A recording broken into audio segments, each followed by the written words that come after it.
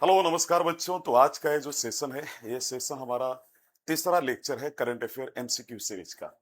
72वीं BPSC में जो भी क्वेश्चन करंट अफेयर के आने वाली है, इस लेक्चर से बाहर नहीं आएगी, ये फिर से मैं आपको गारंटी देता हूं।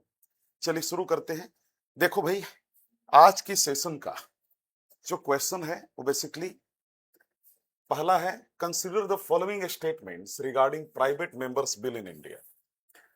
यानी भारत में निजी सदस्य विधेयकों के संबंध में निम्नलिखित कथनों पर विचार कीजिए। तो पहला स्टेटमेंट है हमारा, a private members bill can be introduced by any member of parliament who is not a minister, है ना। यानी निजी सदस्य विधेयक संसद का कोई भी ऐसा सदस्य प्रस्तुत कर सकता है जो मंत्री ना हो। ठीक है भाई। अगला कहता है, only 14 private member bills have been passed by the parliament since independence with the last one being passed in the 1970। यानी स्वतंत्रता के बाद अब तक केवल 14 निजी सदस्य विधेयक संसद द्वारा पारित होकर कानून बने हैं तथा अंतिम ऐसा विधेयक 1970 में पारित हुआ था। अगला है बच्चों, introduction of a private members bill requires a 1 month notice period whereas a public bill requires only a 7 day notice period. निजी सदस्य विधेयक प्रस्तुत करने के लिए 1 माह पूर्व सूचना देनी होती है, जबकि सार्वजनिक विधेयक के लिए केवल 7 दिन की सूचना आवश्यक होती है। अब बच्चों, ये जो यहाँ पर दिखा रहा है, याद रखिएगा कि पहले तो मैं आपको बता दूं कि वैसा कोई भी व्यक्ति, है ना, जो गवर्नमेंट ऑफ इंडिया का यानी जो भारत सरकार के यानी मोदी जी के अभी वर्तमान में तो वही है, तो उनके कैबिनेट में जो भी मिनिस्टर नहीं, यानी कोई अगर व्यक्ति मिनिस्टर नहीं है और अगर वो व्यक्ति कोई बिल ला रहा है लोकसभा या राज्यसभा में, तो उस बिल को हम कहते हैं प्राइवेट मेंबर बिल। याद रखिएगा। और याद रखेंगे, प्राइवेट मेंबर बिल हमेशा ये फ्राइडे को प्रस्तुत किया जाता है। यानी वीक में आपको मालूम है 7 दिन होता है, तो फ्राइडे यानी शुक्रवार को ये प्रेजेंट किया जाता है। वो फिक्स ही होता है कि प्राइवेट मेंबर बिल को शुक्रवार को लाया जाएगा। दूसरा, only 14 private member bills have been passed. तो ये जो हमारी सेकंड स्टेटमेंट है, ये भी हमारी स्टेटमेंट सही है ना। याद रखेंगे कि ये भी हमारा स्टेटमेंट सही है। ठीक है। चलो भाई, अगली है, introduction of a private members bill requires a 1 month notice period whereas a public bill requires only a 7 day notice period। सही बात है। अगर किसी व्यक्ति को प्राइवेट मेंबर बिल लाना है तो उसको माने समझिए 1 महीना पहले सूचना देना होता है। और अगर मान लीजिए प्राइवेट पब्लिक मेंबर बिल, अगर मान लो पब्लिक मेंबर बिल लाता कौन है, अरे जो मिनिस्टर होगा गवर्नमेंट में। अच्छा, मिनिस्टर भी 3 प्रकार के, एक तो मंत्री परिषद, वही हो गए आपके काउंसिल ऑफ मिनिस्टर। इसके बाद कैबिनेट मिनिस्टर हुए, काउंसिल ऑफ मिनिस्टर में कुछ कैबिनेट मिनिस्टर्स होंगे, और उसी काउंसिल ऑफ मिनिस्टर में कुछ स्टेट मिनिस्टर्स होंगे, राज्य मंत्री होंगे। मैं कहना चाहता हूं, उनका राज्य सरकार से कोई लेना देना नहीं है, वो केंद्र सरकार के हैं, लेकिन वो राज्यों से डील कर रहे हैं केंद्र के बिहाफ पे, इसलिए उनका नाम पड़ा स्टेट मिनिस्टर, राज्य मंत्री। तो मैं आपको बताना चाहता हूं कि अगर कोई भी मिनिस्टर अगर कोई बिल ला रहा है, उसे कहते हैं पब्लिक मेंबर बिल, और उसको मात्र 7 दिन पहले इन्फॉर्म करना होता है। और अगर मान लो पार्लियामेंट को, और अगर मान लो कोई व्यक्ति अगर मिनिस्टर नहीं है और वो बिल लाना चाहता है, वेदर वो ऑपोजिशन से बिलोंग करे या फिर गवर्नमेंट ऑफ इंडिया के पार्टी से बिलोंग करे, कोई नॉर्मल एमपी हो लेकिन मिनिस्टर ना हो, तो ऐसा व्यक्ति जब बिल लाता है तो उसे कहते हैं प्राइवेट मेंबर बिल। याद रखिएगा। और उसको जनरली 1 महीना पहले सूचना देना होता है पार्लियामेंट को, माफ कीजिएगा, पब्लिक मेंबर बिल कहते हैं उसको, और उसको 7 दिन पहले पार्लियामेंट को सूचना देना होता है।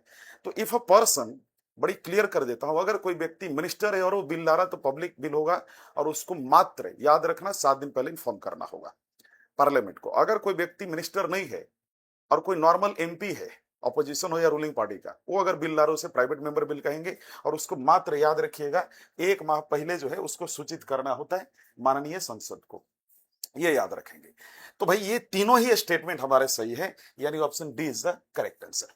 ठीक है ना। So option D is the correct answer, इतना याद रखिएगा। चलो भाई, अगली जो क्वेश्चन है, अच्छा मैं यहां पर बताना चाहता हूं, है ना। चलो हाँ, ये हो गया। चलो भाई, अगली क्वेश्चन देख लेते हैं। अगला क्वेश्चन है बच्चों, 1 सेकंड रुक जाएंगे। The next question is, identify the Supreme Court judgment that clarified that University Grant Commission regulation regarding vice chancellor appointments are binding on central universities, while for state universities such regulations are recommendatory unless incorporated into state laws। यानी उस सर्वोच्च न्यायालय के निर्णय की पहचान कीजिए। बच्चों, मैं कहना चाहता हूं भाई, ऐसा है यूपीएससी हर साल नया जो है पैटर्न ला रहा है।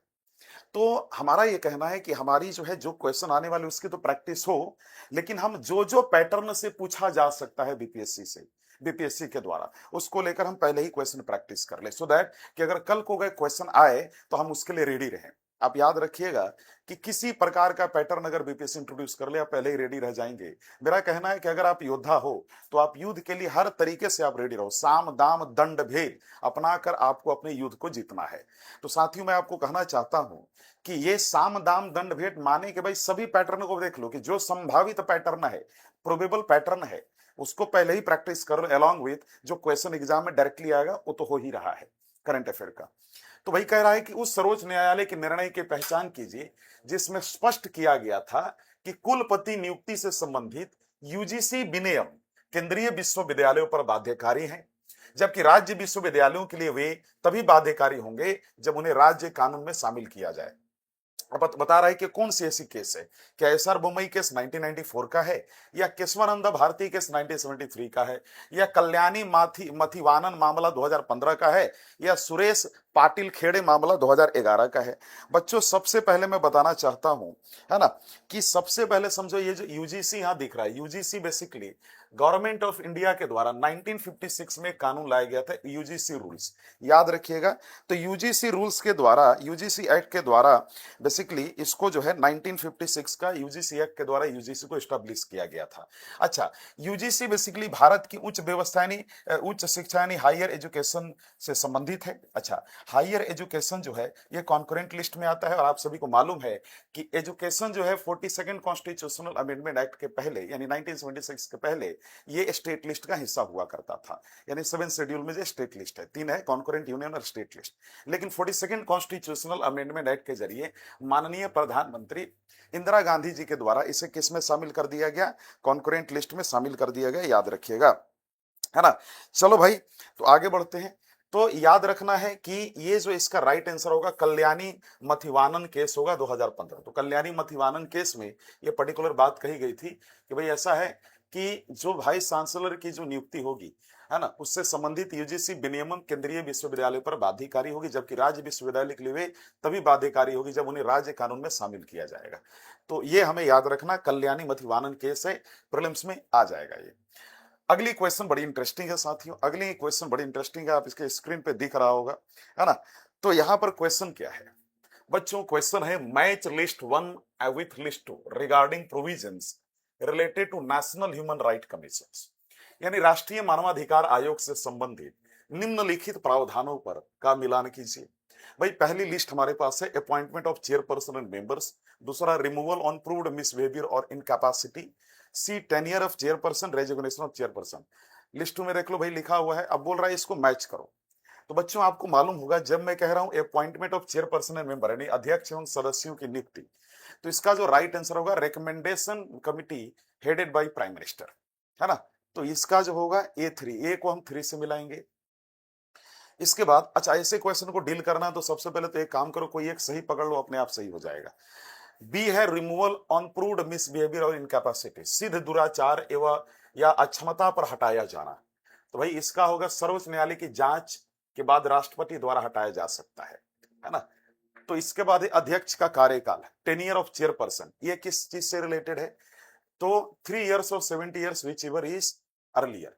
तो नेशनल ह्यूमन राइट कमीशन का जो चेयरपर्सन है उसका 3 साल का टेनियर होता है, या 70 साल, जो भी सबसे पहले उसका कंप्लीट हो जाए वही पूरा हो जाएगा। तो हमारा सी, ये तो आप लोग को मालूम होगा ना एटलीस्ट, है ना भाई, ये तो मालूम होगा। तो भाई अगर सी को अगर 2 से मैच कर दिया जाए तो सो यहाँ पर फिर हमारा ए और डी है, ठीक है। तो भाई बी और सी तो ऑलरेडी हमारा कट गया फिर, है ना। अब डी को पकड़ना है कि D4 या D3 होगा, रेजिग्नेशन ऑफ चेयरपर्सन। तो यहाँ पे ऑलरेडी मैंने 3 जो है ए के लिए कर दिया है, तो रेजिग्नेशन ऑफ चेयरपर्सन, तो ये हमारा होगा address to the president of India, यानी अगर चेयरपर्सन को अगर रेजिग्नेशन देना है, of course NHRC is not a normal institution, NHRC is leading the human right commission in India, है ना। It is governmental, it is the particular organisation which deals with the human right in India basically. तो वो basically किसको जो है resignation letter लिखेगा, the president of India को।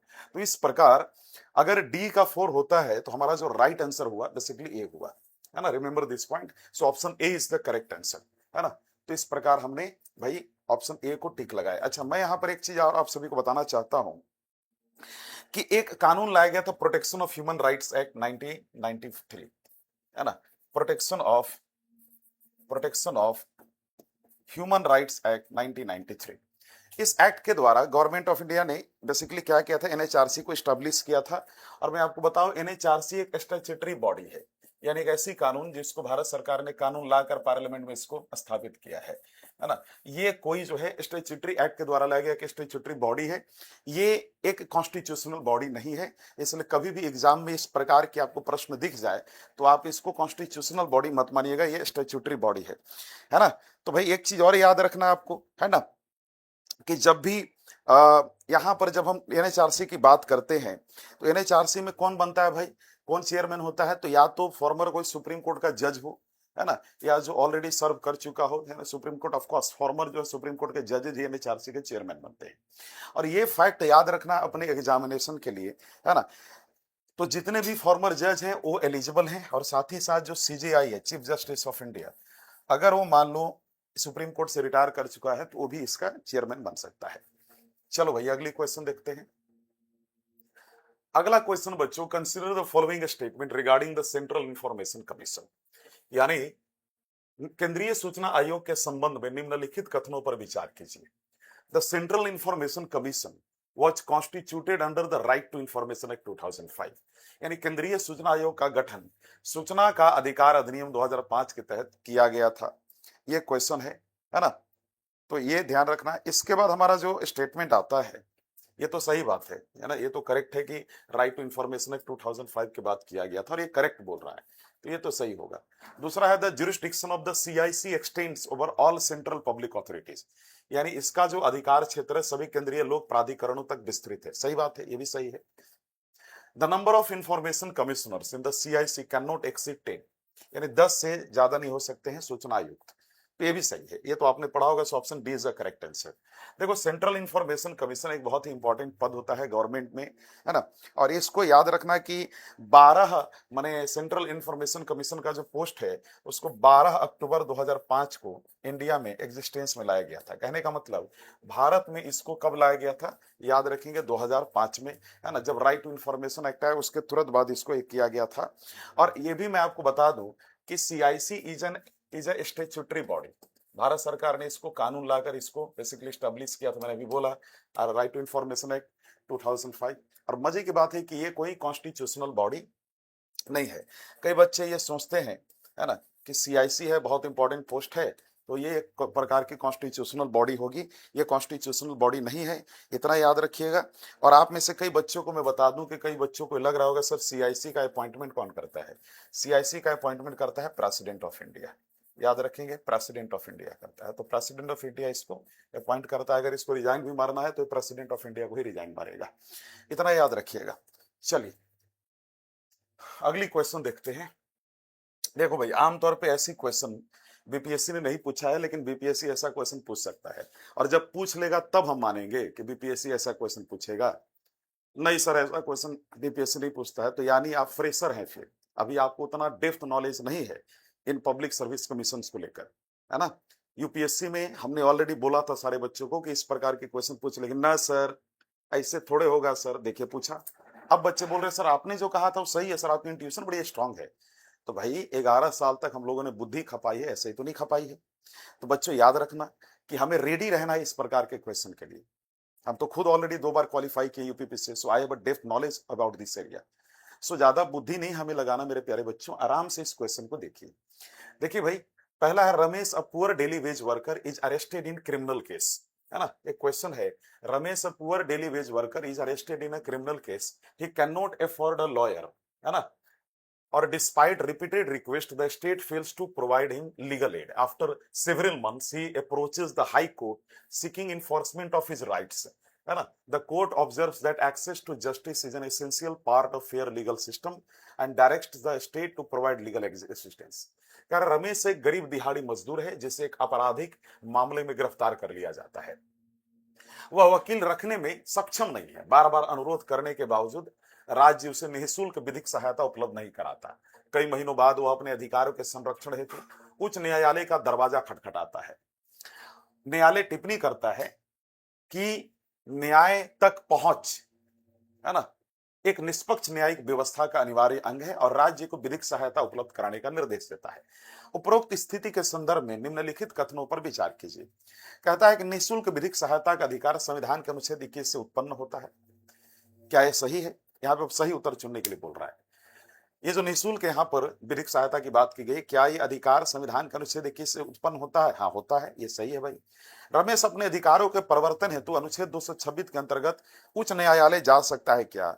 हाँ, ये जा सकता है। क्यों नहीं जा सकता भाई? उच्च न्यायालय जा सकता है ना। रीट का आपने तो पढ़ा होगा।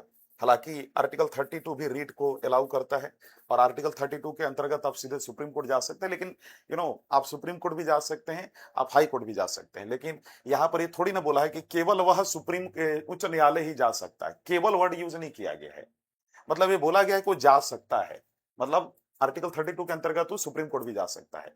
तो यहाँ पे केवल नहीं है, इसलिए ये भी सही हो जाएगा। जाने के लिए तो दोनों जगह जा सकता है। निःशुल्क विधिक सहायता को निष्पक्ष प्रक्रिया का आवश्यक अंग हुसैन आरा खातून केस में माना गया था। सही बात है, तो option D is the correct answer. लेकिन आप में से कई बच्चे ये सोच रहे होंगे, सर ये जो आप बात कर रहे हैं, है ना, ये मुझे बताइए कि क्या आर्टिकल 142 कहीं कुछ ऐसा कुछ बोलता है क्या कंप्लीट जस्टिस का? देखो, सबसे पहले तो आर्टिकल 142 अगर आप नहीं पढ़े तो आपको बता दूं, आर्टिकल 142 इंडियन कॉन्स्टिट्यूशन का कहता है कि सुप्रीम कोर्ट ने खुद इसमें किया है। इसमें कहता है कॉन्स्टिट्यूशन आर्टिकल 142 में कि supreme court is the final authority that decide complete justice of an individual. यानी किसी व्यक्ति का संपूर्ण न्याय उसको मिले, इसकी सुनिश्चितता, है ना, ये कौन करेगा? Basically supreme court of India करेगा। तो आर्टिकल 142 में है, इतना याद रखिएगा प्यारे बच्चों। चलिए, अगली क्वेश्चन हमारी बहुत इंपॉर्टेंट है। The next question is consider the following statements regarding Lokpal. Lokpal के संबंध में निम्नलिखित कथनों पर विचार कीजिए। The chairperson of Lokpal may be a former chief justice of India और अ फॉर्मर जज of the supreme court. Lokpal के अध्यक्ष भारत के पूर्व मुख्य न्यायाधीश या सर्वोच्च न्यायालय के पूर्व न्यायाधीश हो सकते हैं। अच्छा, Lokpal is a constitutional body established under part 14 of the constitution. Lokpal एक संविधान का भाग 14 के अंतर्गत स्थापित एक संवैधानिक निकाय है। अच्छा, ठीक है, देखते हैं भाई। Lokpal can accord sanction for prosecution of a public officials in corruption cases. यानी लोकपाल भ्रष्टाचार के मामलों में लोक सेवकों के अभियोजन की स्वीकृति प्रदान कर सकता है। अब ये जो क्वेश्चन है ना, बड़ा इंटरेस्टिंग क्वेश्चन है ना, ये बड़ी इंटरेस्टिंग क्वेश्चन है। अब यहां पर याद रखिएगा कि ये जो चेयरपर्सन है लोकपाल का, है ना, ये पूर्व मुख्य न्यायाधीश या सर्वोच्च न्यायालय के पूर्व न्यायाधीश हो सकता है, ये सही है। लेकिन ये कहना है कि भाई लोकपाल एक कॉन्स्टिट्यूशनल बॉडी है और ऊपर से पार्ट 14 में आ रहा है, तो ये मैं मानता हूं पूरी तरीके से गलत है। कॉन्स्टिट्यूशन में कहीं नहीं लिखा गया है, इतना याद रखिएगा। मैं आपको ये बता दूं कि लोकपाल जो है, लोकपाल एंड लोकायुक्त एक एक्ट आया था 2013 में, अन्ना हजारे के मूवमेंट के बाद लोकपाल एंड लोकायुक्त जो है एक एक्ट आया था और उसी के अनुसार ये संस्था बेसिकली खोला गया था। 2013 में आया था। तो इस प्रकार जैसी कोई कानून के अंतर्गत जो है, जो पास किया गया हो, पारित किया गया हो पार्लियामेंट से, उसके बेस पर अगर कोई भी अगर संस्था स्थापित होती है साथियों, तो उसे हम कहते हैं कि वो स्टैट्यूटरी यानी सांविधिक निकाय है। संवैधानिक नहीं, संवैधानिक तो कॉन्स्टिट्यूशनल हो गया, सांविधिक निकाय है, इतना याद रखिएगा। तो ये हमारा जो है ये क्वेश्चन। अच्छा, ये जो बोल रहा है लोकपाल भ्रष्टाचार के मामलों में लोक सेवकों के अभियोजन की स्वीकृति प्रदान कर सकता है, सही बात है भाई। कथन 3 तो सही है। यानी ये याद रखिएगा कि लोकपाल को ये शक्ति है कि ये माने जो डिपार्टमेंट्स हैं उनको ये कह सकता है कि भाई इसको उठा लो, इसको अरेस्ट कर लो, है ना। तो इतना इनके पास पावर है, ये याद रखेंगे। तो हमारा 1 और 3 इज द करेक्ट आंसर, याद रखिएगा।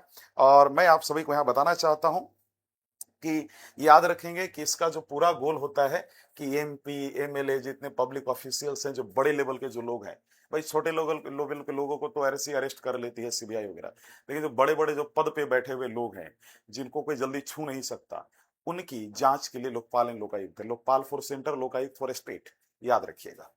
तो अन्ना हजारे के 2013 वाले मोमेंट के बाद 2011 में मोमेंट हुआ था अन्ना हजारे का, उसके बाद ये पर्टिकुलर जो है फेमस हुआ था। अन्ना हजारे ने किया था ना भ्रष्टाचारी आंदोलन, उसके बाद 2013 में ये कानून लाया गया था। बहरहाल आगे बढ़िए बच्चों, इस प्रकार का क्वेश्चन आपने कभी नहीं देखा होगा। एक नई ट्रेंड है जो मैं आपके सामने इंट्रोड्यूस कर रहा हूं, हो सकता है आपके बीपीएससी में पूछ लिया जाए। So ready for this particular trend. हालांकि इससे स्टेटमेंट बेस्ड क्वेश्चन भी बनाया जा सकता है, फैक्चुअल क्वेश्चन भी बनाया जा सकता है, मैच द फॉलोइंग इस टॉपिक से बनाया जा सकता है। लेकिन मेरा मानना है कि अगर आपने इस क्वेश्चन को कर लिया तो चाहे किसी भी पैटर्न का क्वेश्चन आ जाए, आप आराम से उसको डील कर लेंगे। क्वेश्चन क्या है consider the following observations regarding the H1B visa programme, यानी H1B वीजा कार्यक्रम के संबंध में निम्नलिखित परिस्थितियों पर विचार कीजिए। परिस्थिति एक क्या कहता है? कहता है, यानी ऑब्जर्वेशन वन, अमेरिका में कार्यरत एक भारतीय सॉफ्टवेयर इंजीनियर H1B वीजा पर रहते हुए ग्रीन कार्ड के लिए आवेदन करता है। अब ये सवाल खड़ा था, सर ये ग्रीन कार्ड और H1B वीजा के आराम से समझेंगे।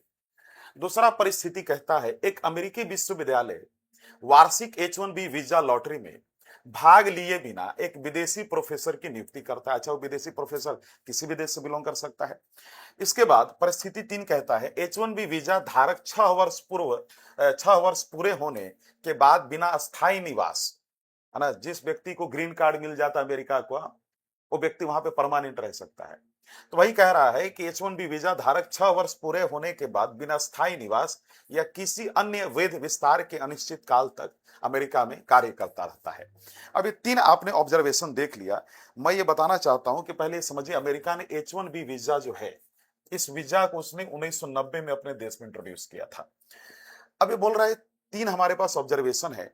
अब कह रहा है which of the above observation, यानी ऊपर वाला, correctly reflect the provision of the H1B visa programme, यानी H1B वीजा प्रोग्राम में जो जो बातें लिखी गई हैं प्रावधान या प्रोविजन के तौर पे, ये तीनों ऑब्जर्वेशन में से कौन सी ऐसी ऑब्जर्वेशन है जो कि प्रोविजन जो H1B वीजा का है उससे संबंधित है, यानी उसको प्रतिबिंब, उसको रिफ्लेक्ट करती है।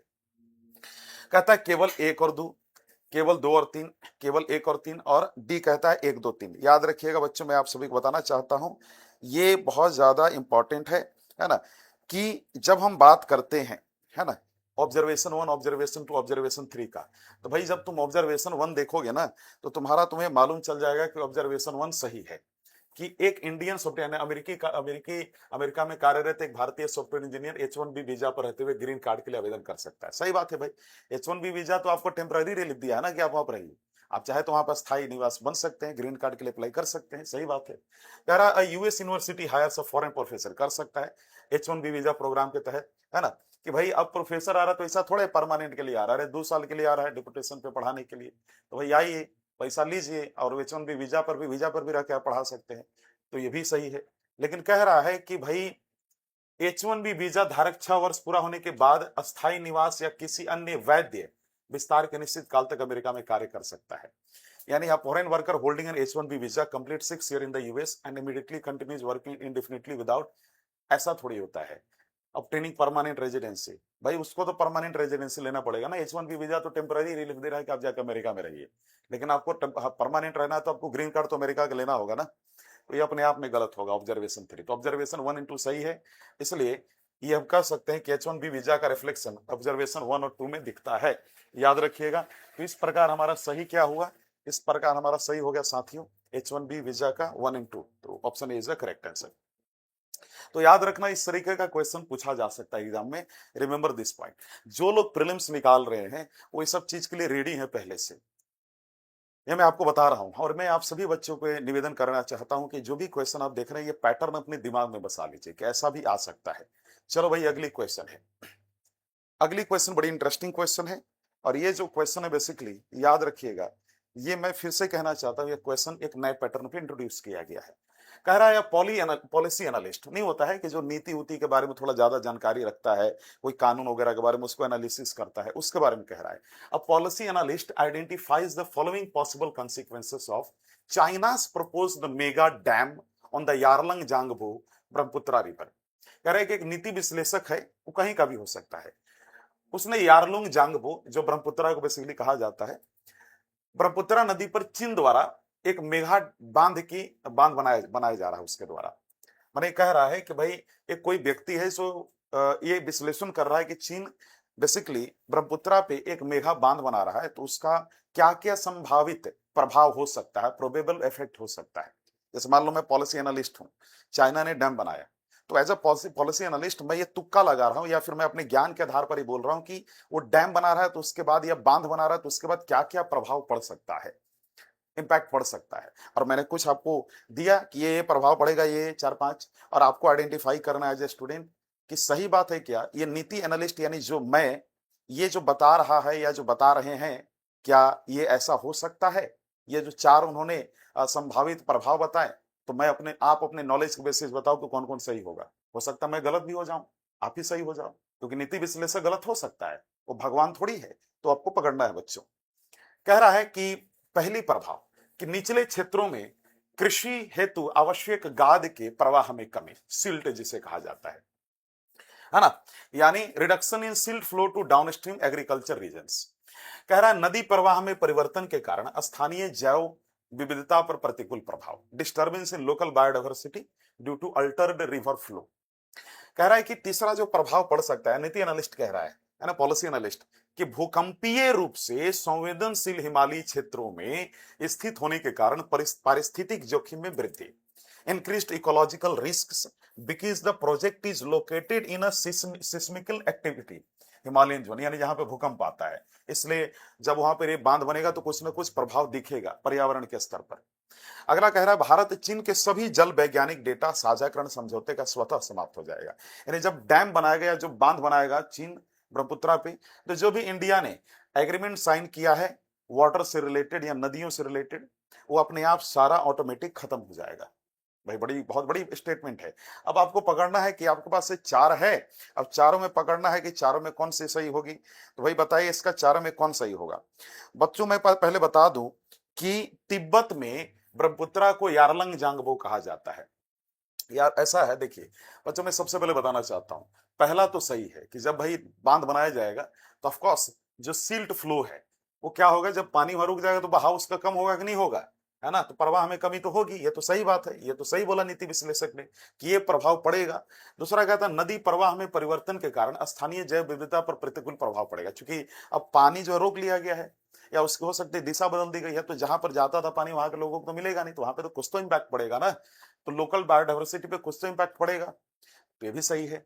Increased ecological risks because the project is located in a seismical activity Himalayan zone, वहां पे बांध बना रहा है। आप समझ रहे हो मेरी बात को, वहां पे बांध बना रहा है, डैम बना रहा है। तो मुझे ये बताओ वहां पे अगर कभी भूकंप आएगा, चूंकि हिमालयन एक यंग माउंटेन है, आमतौर पे भूकंप आती रहती है, यूरेशियन और Indian Australian Indo Australian plate के बीच में हिमालयन जोन है। अब वहीं पर ब्रह्मपुत्रा निकल रही है, कल को अगर मान लो भूकंप आता है, अर्थक्वेक आता है, तो भाई डिस्टर्बेंस तो होगा ना, हो सकता है डैम टूट जाए, बांध टूट जाए पूरी तरीके से, अगल बगल बड़े लेवल पर नुकसान हो, तो ये भी हो सकता है। अगला कह रहा है automatic termination of all India China hydrological data sharing agreement. कह रहे कि भारत चीन के सभी जल वैज्ञानिक डेटा साझाकरण समझौते का स्वतः समाप्त हो जाना। ये कौन सा तुक हुआ कि भाई अगर वो डैम बना लेगा तो हम बिना मतलब का कंप्लीट खत्म कर देंगे।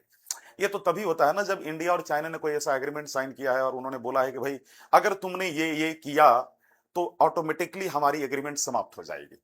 भाई इंडिया ने जितनी भी हाइड्रोलॉजिकल एग्रीमेंट साइन किया है, वाटर से रिलेटेड समझौता हस्ताक्षर किया है चीन के साथ, उसमें कहीं नहीं ऐसा है कि आपने ये किया डैम बनाया तो अपने आप हमारी एग्रीमेंट दोनों की समाप्त हो जाएगी, ऐसा कहीं नहीं लिखा है। तो ये गलत है। तो ये जो नीति विश्लेषक कह रहा है चौथा वाला जो पॉइंट, ये पूरी तरीके से गलत है। हाँ, इसके द्वारा कही गई 1 2 3 ये सही है कि डैम बनाने के बाद ये संभावनाएं है, ये घटनाएं हो सकती हैं। तो इस प्रकार हमारा 1 2 3 is correct answer. So option B is the correct answer. याद रखिएगा, मेरा ये आप सभी से यही कहना है कि इस प्रकार के प्रश्नों के लिए हम हमेशा रेडी रहें, इस प्रकार के प्रश्नों के लिए हम हमेशा रेडी रहें, है ना, क्योंकि इस प्रकार के प्रश्न पूछी जा सकती है। एक नया तरीका में नया क्वेश्चन मैंने आपको दिखाया, तो अब आपको लग गया होगा कि इस प्रकार की प्रश्न अगर आएगी तो आप कैसे डील करेंगे। तो मैंने एक तरीका बता दिया, जब इस प्रकार की प्रश्न आवे तो how will you deal this kind of question. I am telling you, you are a warrior, आप एक वॉरियर हैं and you have to fight, है ना, against the war, against the your enemy. और आपका जो एनिमी है वो कमीशन है। आप ऐसे मान लीजिए, थोड़े दूर के लिए मान लीजिए, इसको थोड़ा फिलोसफिकली समझिए। रियलिटी में आप बीपीएससी को एनिमी मत मानिएगा। हमारा आपसे ये कहना है कि जैसे अर्जुन ने महाभारत के युद्ध में उन्होंने प्रदर्शन किया था बहुत बेहतरीन और जीते थे बाद में, यू आर द अर्जुन। और ये जो एग्जामिनेशन है 3 स्टेज का, ये आपके लिए महाभारत है। कहीं ऐसा ना हो कि आप अभिमन्यु जैसा आप घुस तो गए और उसमें फंस गए, उस साइकिल में, उस चक्र में, उस चक्रव्यूह में। आपको फंसना नहीं है, आपको कंप्लीट नॉलेज होनी चाहिए, है ना। तो आमतौर पे आजकल बच्चे अभिमन्यु ही बनते हैं ना, सर ऐसा थोड़े क्वेश्चन आएगा सर। अब जब आ जाएगा तब तुम बोलोगे कि सर आ गया, बीपीएससी ने मेरे साथ अन्याय किया सर। अरे बीपीएससी एक कमीशन है, कॉन्स्टिट्यूशनल बॉडी है। अगर आप ही अगर होते तो भाई आपको बेस्ट ऑफिसर सिलेक्ट करना होता तो आप जो भी तरीका वो अपनाते। एक सिलेबस आपने डिफाइन दे दिया है। अब यही समय तुमसे पूछूंगा, लेकिन कैसे भी पूछ सकता हूं। अभी कोई जरूरी थोड़े है कि हमने जो 10 साल से पूछा उससे ही मैं पूछूंगा, मैं उससे नहीं पूछूंगा भाई, है ना? तो अगर सब चीज बीपीएससी बता ही दे तो इसका मतलब आप पढ़ना नहीं है आपको, फिर लिखना नहीं है आपको। फिर आप चाहते हैं कि हर कोई आए और आपको बस बोले कि आओ बेटा बैठो एग्जाम निकालो तुम बन जाओ आसानी से, ऐसा थोड़ी होता है। अरे you are going to lead the lakhs of people as a SDM and deputy SP, and you have to understand. मेरी ये जो बातें हैं आपको बुरी लग रही होंगी, लेकिन याद रखिएगा मैं क्या करूं, मैं ये वैसे शिक्षकों में नहीं हूं जो बच्चों को मीठी मीठी बातें करूं और बाद में बच्चों का जब करियर बर्बाद हो तो उसके जिम्मेदार बनो। मैं वैसा व्यक्ति हूं जो एक गार्जियन के तौर पे आप कहूं, आपके एक पिता के तौर पे हूं, आपका बड़े भाई के तौर पे हूं, एक अच्छे शिक्षक के तौर पे हूं और एक सुकरात का बहुत बड़ा फैन हूं। मैं सुकरात को रोल मॉडल मानता हूं। मैं झूठी शिक्षा को या झूठी बातों को प्रमोट नहीं करता। मेरा एक ही उद्देश्य है कि आप एग्जाम निकालें, भले ही डांट कर मैं आपको एग्जाम निकलवाऊं। चलिए आज के लिए इतना ही, फिर मिलते हैं। और मुझे उम्मीद है कि आप अगली लेक्चर में जरूर जुड़ेंगे सारे बच्चों। बच्चों ये वीडियो जितना हो सके शेयर करो, जितना हो सके इसको और अपने साथियों के पास पहुंचाओ कि इस तरीके का भी पैटर्न इंट्रोड्यूस किया जा सकता है ना? तो चलो भाई आज के लिए इतना ही, फिर मिलते हैं कल के एक नए सेशन के साथ। धन्यवाद।